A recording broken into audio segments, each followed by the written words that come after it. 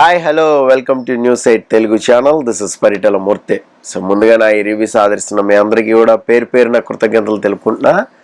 So Sunday boring day ఎందుకన్నా అంటే హౌస్లో ది బోరింగ్ క్యాండిడేట్ ఎవరు అనేది పెట్టారు కదా. బోరింగ్ క్యాండిడేట్ యాక్చువల్గా హౌస్లో కాదు, సండే ఎపిసోడ్లోనే ఉంటుంది. యాక్చువల్గా సండేలో లాస్ట్ టైం ఎప్పుడైనా కూడా కొన్ని టాస్క్లు పెడుతూ ఉండేవాళ్ళు. ఏదో ఒక చిన్న టాస్క్, సరే ఫన్ ఎలిమెంట్ ఎలాగ ఉంటుంది, ఎంటర్టైన్మెంట్ ఉంటుంది. సో దాన్ని బ్రేక్ చేయొచ్చు కదా. ఇప్పుడు ఇన్ని ఎపిసోడ్స్ అయినాయి, ఇన్ని సీజన్స్ అయినాయి. సో సండేది బ్రేక్ చేయొచ్చు కదా. ఆఫ్ ది సాటర్డే ఏదైతే క్యారీ ఉంటుందో, ఇప్పుడు లాస్ట్ వీక్ చేశారు చూడండి. సో కొన్ని బాక్సెస్ ఉంచేసా, అవి సండే ఓపెన్ చేద్దామని కొంత పార్ట్ ఒక 15-20 మినిట్స్ అది ఉంటే సీరియస్నెస్ అనేది ఉంటుంది. సో మళ్ళీ వెంటనే ఫ్లిప్ అయిపోవాలి, మళ్ళీ ఆ పార్టిసిపెంట్స్ అందరూ ఎంటర్టైన్మెంట్ మోడ్కి వచ్చేయాలి. అక్కడ నాగార్జున గారు క్లాస్ పీకిన తర్వాత మన థింకింగ్ అనేది మారిపోతూ ఉంటుంది. సో మనం ఎందుకు ఇలా ఆడాం, మన గేమ్ ఏమన్నా మార్చుకోవాలి, ఎట్లా పోర్ట్రే అయింది. సో ఓవర్ థింకింగ్ అనేది ఎక్కువైపోద్ది, 100% ఎక్కువైపోద్ది ఏ పార్టిసిపెంట్కైనా. సో అక్కడి నుంచి ఏంటంటే తీసుకుని రావాలి, కమ్బ్యాక్ తీసుకురావాలి. ఆ తెల్లారు ఏం చేయాలి, ఏ నామినేషన్ పాయింట్ పెట్టాలి, ఎట్లా గేమ్ ఆడాలి, బ్రెయిన్ అంతా దాని మీద ఉంటుంది. ఇప్పుడు మీరు పజిల్లాగా ఒక పిక్చర్ వేయండి, పాట చెప్పండి, లేదంటే సాంగ్ వస్తుంది, కంటిన్యూ పాడండి. ఈ ఎంటర్టైన్మెంట్ మోడ్లోకి ఫ్లిప్ అవ్వాలంటే చాలా కష్టం పార్టిసిపెంట్. బట్ వాళ్ళంతా కూడా అదే ఇదిలో ఉంటారు కాబట్టి వెంటనే స్విచ్ ఆన్ స్విచ్ ఆఫ్ అయిపోగలుగుతారు.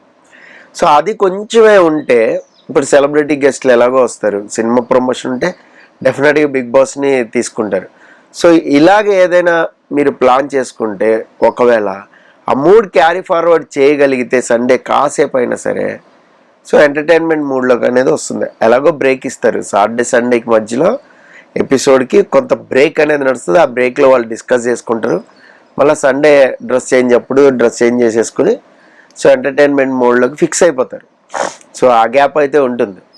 ఇక్కడే కొంచెం వాళ్ళని లైటర్ వే చేయడానికి హోస్ట్ ట్రై చేస్తూ ఉంటాడు.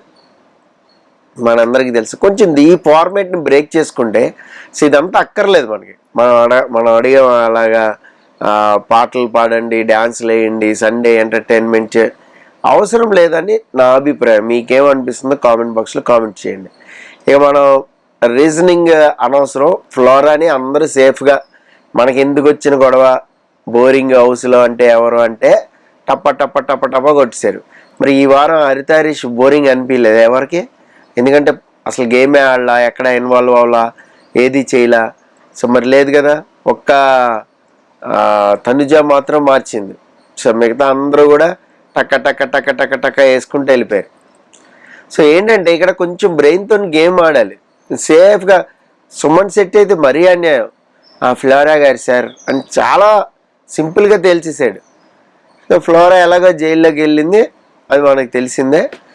జైల్లోకి వెళ్ళిన తర్వాత కొంతసేపు అయిన తర్వాత నామినేషన్స్కి ముందు వదిలేస్తారు. ఫ్లోరా మీ జైలు జీవితం గడిచింది, ఇంకొచ్చేయండి నేను. నెక్స్ట్ నామినేషన్స్ చూశారు. సో గ్రూప్గా డిస్కస్ చేసుకుని ఒకళ్ళని నామినేట్ చేయాలి, లేదా ఇద్దరు నామినేట్ చేయాలి, ముగ్గురు నామినేట్ చేయాలి. ఇలా పేర్లు వైజ్ వెళ్ళింది. అయితే కామనర్స్ టెనెంట్స్కి మాత్రం 4-5 చేయమన్నప్పుడు చాలా తర్జన భర్జనలు అయినాయి. ఎవరిని సేవ్ చేయాలి, ఎవరిని ఆపాలి అనేది చాలా గొడవలు జరిగినాయి. సో ఆ రకంగా నామినేషన్ ప్రాసెస్ని ఇండివిజువల్గా కాకుండా గ్రూప్ డిస్కషన్గా పెడతాం వల్ల చాలా పెద్ద బొక్క. ఎందుకంటే ఇండివిజువల్గా మీరు పాయింట్ పెడితేనే మీ గేమ్ ఎలా ఆడుతున్నారని ఆడియన్స్కి తెలుస్తుంది. ఇదేం పాయింట్ పెట్టింది, ఇదేం చేస్తుంది, ఇలా ఎలా చేస్తుంది, ఇది కాదు కదా, తప్పు కదా, ఇలా పాయింట్స్ ఆడియన్స్ జడ్జ్ చేయగలుగుతారు. సో అలా కాకుండా గ్రూప్ అయితే అది గ్రూప్ నిర్ణయం కదా అని హ్యాండ్సప్ అనొచ్చు. సో ఓటింగ్ పెట్టేసుకుంటారు ఎలాగ ఎటు తెవలదో. ఇప్పుడు సపోజ్ భరణం చేయాలి అనుకున్నారు అనుకో, భరణం చేయడానికి 2-3 ఒప్పుకోలేదు అనుకో, అది అవ్వదు ఎంతసేపటికి. అప్పుడేం చేస్తారు, ఓటింగ్ పెట్టేసుకుంటారు. ఓటింగ్తో నామినేషన్ అనేది అసలు జీర్ణించుకునే అంశం కాదు. ఇక్కడ ఏదైనా ఒక పాయింట్ చెప్తే నామినేషన్లోకి వెళ్ళారు, వాళ్ళు ఎలిమినేషన్ అయిపోయారు అంటే అది వేరే సంగతి.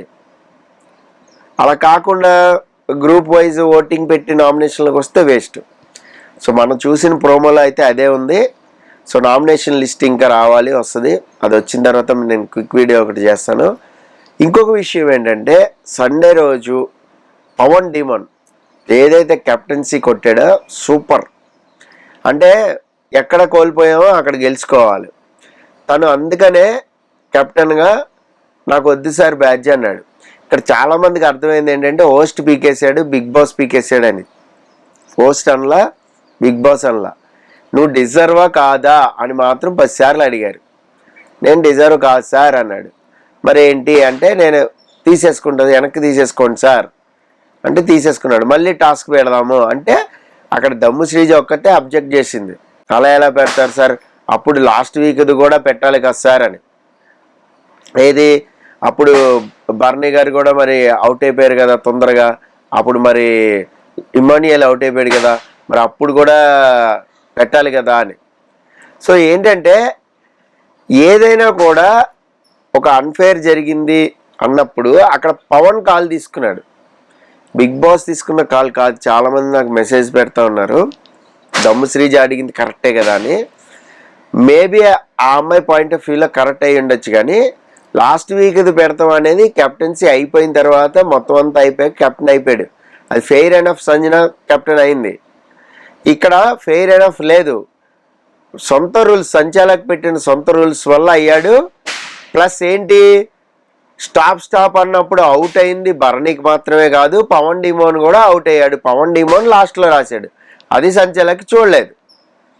నేను చూడలేదు సార్ అనేసింది. రాసావా అంటే జెన్యున్గా తను నేను రాశాను సార్ అని ఒప్పుకున్నాడు. వీడియోలో అలాగే కనబడుతోంది. ఎస్ నేను రాశా, మరి ఏం చేద్దాం, నేను క్యాప్టెన్సీ బ్యాడ్జ్ వెనక్కి ఇచ్చేస్తా అని క్లియర్గా చెప్పాడు. సో దాన్ని బట్టి మళ్ళీ టాస్క్ అనేది పెట్టారు. నాకు తెలిసి ఫస్ట్ టైమో సెకండ్ టైమో హోస్ట్ చూస్తుండగా టాస్క్ అనేది జరిగింది. లాస్ట్ టైము మెయిన్ ఓనర్ అవడం కోసం టాస్క్ జరిగింది, అది కూడా హెవీ కాస్ట్యూమ్స్తో. సరే వాళ్ళు ఏదో పోరాడారు, భరణి గెలిచాడు, అది వేరే విషయం. కానీ ఇక్కడ ఈ టాస్క్ అనేది టైర్ల టాస్క్ అనేది చాలా కష్టం చేయడం అనేది, చాలా కష్టం. ఆ టైర్ మోయడం అంత ఈజీ కాదు. సో అక్కడ భరణి స్ట్రాటజీ చూడండి, ఫస్ట్ వెళ్ళడమే మర్యాద మనీష్ మీదకే వెళ్ళాడు. మర్యాద మనీష్ చాలా బాగా ఆడాడు, హ్యాట్స్ ఆఫ్. అసలు భరణిని ఆపాడంటే గ్రేట్, అందులో డౌటే లేదు. సో పవన్ అండ్ ఇమానియల్ ఇద్దరి మధ్యలో జరిగింది, పవన్ గెలిచాడు, సూపర్. పవన్ కెప్టెన్ అయ్యాడు. ఎక్కడ నాకు కెప్టెన్సీ జెన్యున్గా రాలేదనుకున్నాడు, అక్కడే హోస్ట్ ముందే ఆడి కొట్టాడు. Super Pawan demand, super. ఇప్పుడు ఈ విషయంలో అద్భుతం. మళ్ళీ ట్రాక్ మొదలెట్టి మళ్ళీ ఆయన పనులు ఎగ్గొట్టి రీతుతో తిరిగి ఏదో ఒక ఫుడ్ సంపాదించుకుని సర్వే అయిపోయి వన్ వీక్ నడిపేసాడంటే ఇంకా వేస్ట్, బిస్కెట్. సో కెప్టెన్ కాబట్టి పనులు చేయించాలి, పనులు ఎగ్గొట్టి కాదు, పనులు చేయించాలి. పనులు అన్నీ పక్కన పెట్టేసి ఆయన చేయాల్సిన పనులన్నీ ఇంకా రీతు ఏది చెప్తే అది చేస్తున్నాడు అనుకోండి, రిమోట్ ఆయన, టీవీ ఇతను అవుతాడు, అంతకుమించి ఏం లేదు. సో మనోడిది వదిలేస్తే మర్యాద మనీష్ తన గేమ్ అంతా కూడా బాగా స్కేల్ చేసుకున్నాడు. ఈ ఓవర్ థింకింగ్ ఇది ఎలా బయట పోర్ట్రే అవుతుంది, ఆడియన్స్ ఎలా అనుకుంటున్నారు, ఏం జరుగుతుంది, దీని మీదకి వెళ్ళేసరికి కొద్దిగా తడబడింది గేమ్ అనేది. అందుకనే మర్యాద మనీష్ ఎలిమినేషన్ అయ్యాడు. ప్లస్ ఇంకోటి సోషల్ మీడియాలో అంత బజ్ని క్రియేట్ చేసుకోలేకపోయాడు తనకు తను. సో ఓటింగ్ అనేది అందుకనే పడలా. ఇంకో విషయం ఏంటంటే తనకంటే కూడా ఉన్న మేల్ పార్టిసిపెంట్స్ ఎవరైతే ఉన్నారో వాళ్ళు డామినేట్ చేశారు గేమ్ని. ఈవెన్ రాము రాథోడ్ కూడా డామినేట్ చేశాడు తన వర్క్తోనే కేవలం. ఇక్కడ మర్యాద మనీష్ చూపించుకోవడానికి ఏం లేకపోయింది, కంటెంట్ క్రియేషన్ కానీ ఫుటేజ్ కానీ అదంతా కూడా ఏమి ఇవ్వలేకపోయాడు. సో అందుకని కొంచెం వెళ్ళిపోవాల్సి వచ్చింది. నాకు తెలిసి శ్రీజ ఆర్ ప్రియా వీళ్ళల్లో ఎవరైనా కూడా డేంజర్ జోన్లోకి వస్తే ఈసారి గ్యారంటీగా వెళ్ళిపోతారు. సో మరి చూద్దాం ఎవరు నామినేషన్ అయ్యారు ఏంటి అనేది. మీకేమనిపించిందో కామెంట్ బాక్స్లో కామెంట్ చేయండి. This is Paritala Murthy signing off. By by.